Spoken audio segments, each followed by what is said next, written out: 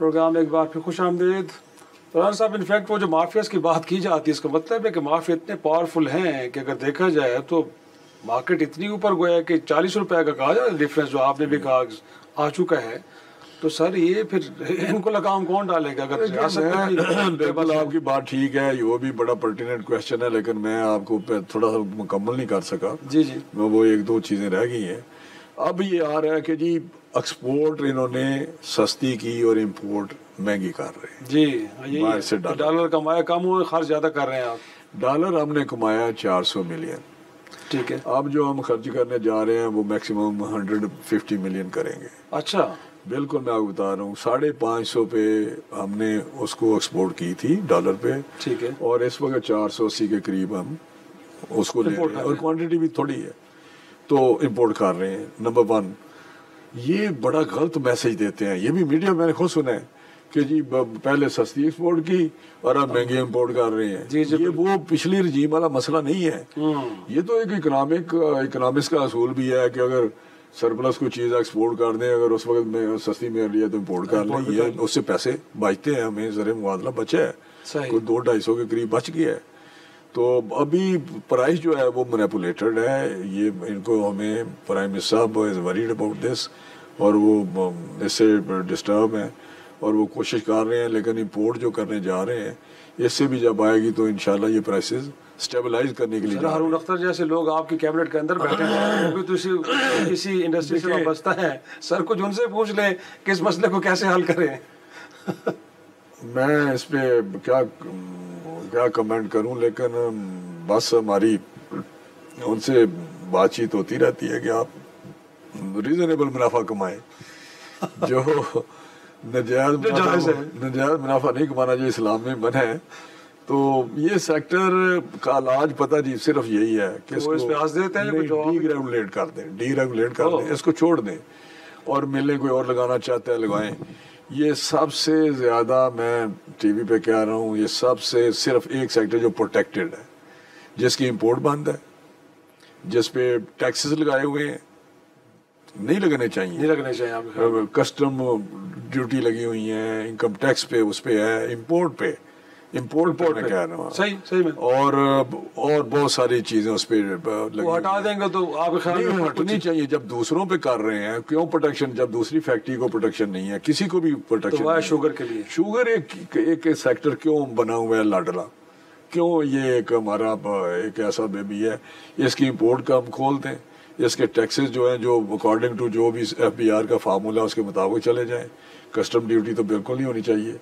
और दूसरा ये है कि इसको डीरेगुलेट करें, आप लगाएं फैक्ट्री, मैं लगाऊं, ये लगाएं, कोई लगाए, और इसको क्यों लाइसेंस बेस पे जारी हो, फ्लोर मिल लगा ले बंदा, कोई जिनिंग लगा ले, कोई राइस मिल लगा ले, कोई लगा ले, वो लगा सकता है, सही, ये भी लगाएं, सारा कुछ ठीक हो जाएगा।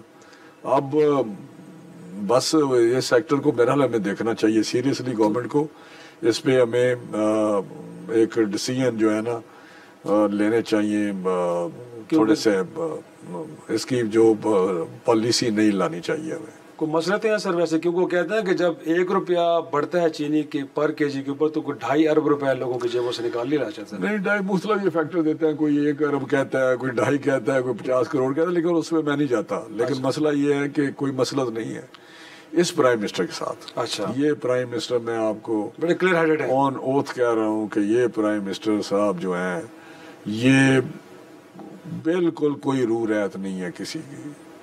ना मेरी है, ना आपकी है, ना हारून की है, ना किसी की भी नहीं है। वो सिर्फ सोचते हैं तो कॉमन मैन का सोचते हैं, सोचते हैं तो अच्छी पॉलिसीज का सोचते हैं, गवर्नेंस का अच्छा सोचते हैं, वो ट्रांसफॉर्मेशन का सोचते हैं, रिफॉर्म्स का सोचते हैं, सिस्टम को बेहतर करना चाहते हैं।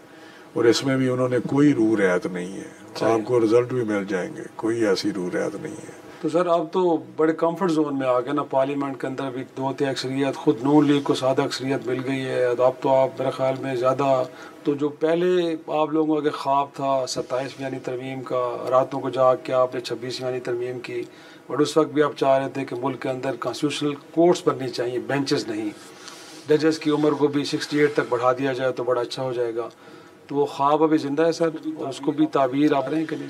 देखिए, मुझे तो फर्स्ट हैंड इंफॉर्मेशन नहीं है, लॉ मिनिस्टर को पता होगा, लेकिन मेरा ख्याल है एक रिफॉर्म पहले हमने अमेंडमेंट की है 26, उससे जुडिशरी थोड़ी सी उसको एक किस्म का उसमें रिफॉर्म्स ही लाए हम, क्योंकि ये जो जुडिशरी का कॉन्स्टिट्यूशन से हट के फैसले करते थे या री राइट कहते थे कि ये कॉन्स्टिट्यूशन को री राइट करते हैं, जो उनका अख्तियार नहीं है। कॉन्स्टिट्यूशन तो सिर्फ पार्लियामेंट का अख्तियार है, उसको अमेंड करे या वो इंटरप्रिटेशन तो कर सकते हैं, इंटरप्रिटेशन कर सकते हैं।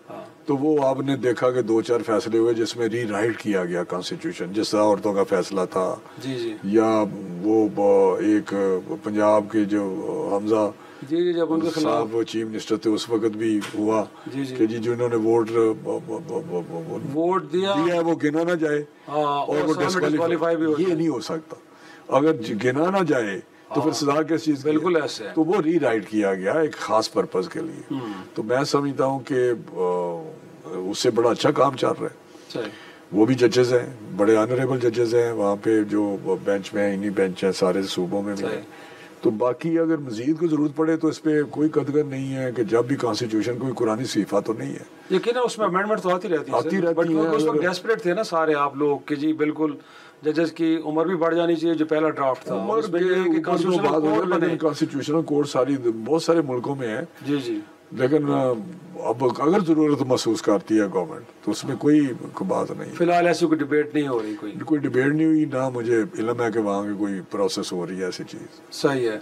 और इनफैक्ट सर मखसूस नशिस्तों से मुताल्लिक़ का फैसला तो आ गया, मामला सेटल हो गए, लेकिन अभी भी डिबेट हो रही है कि किसकी थी, किसको मिली। और बिलखसूस खैबर पख्तूनख्वा के अंदर तो गोया कि ANP ने कहा जा रहा है कि होती साहब ने तो कहा है कि थैंक यू वेरी मच, आप मुझे ना दें, जिनकी हैं उनको दें या अपने पास रखें, मैं नहीं चाहता। तो इखलाकी बुनियादों पर मैं इसका हकदार नहीं हूँ। नहीं, मेरा उनको एक आध सीट मिली थी तो उन्होंने इससे पॉलिटिकल शायद कहा कि बेहतर माइलेज लेने की कोशिश की, माइलेज ले लें, ये एक मसूली बात कर ले। लेकिन मैं समझता हूँ कि ये सीटें मेरे हिसाब से ये फैसला ठीक है। उसकी वजह मैं बताता हूँ कि क्योंकि PTI एक इलेक्शन में जमात ही नहीं थी, रजिस्टर्ड जमात नहीं थी, उसका नाम ही नहीं था, उसका निशान नहीं था। किसी ने एज ए PTI के कैंडिडेट वो इंडिपेंडेंट इलेक्शन लड़ते रहे कैंडिडेट, वो थी ही नहीं क्योंकि वो पार्लियामेंट में थी नहीं तो उसको वो मिल ही नहीं सकती। अगर वो एक है वो हामिद रजा साहब की जमात जी सुन्नी इत्तेहाद कौंसिल, वो उन्होंने फिर सुन्नी इत्तेहाद में कर लिया, लेकिन वो इलेक्शन में खुद आप नहीं लड़ा उस पर इलेक्शन, बिल्कुल आज़ाद हैसियत में लड़ा। देखे ना, बात करनी चाहिए जायज़, सही, इस तरह नहीं करनी चाहिए। ये प्रज्यूम कर लें क्योंकि जो आज़ाद थे वो उन PTI के थे। देखो कोई लात चीज़ होती है, कुछ चीज़ सामने होती है, ब्लैक एंड वाइट में होती है। अब कहें कि जी मैं नून से इलेक्शन लड़ा हूँ, लेकिन अंदर से जी इसकी कोई जो था ना, ये पता नहीं क्या था।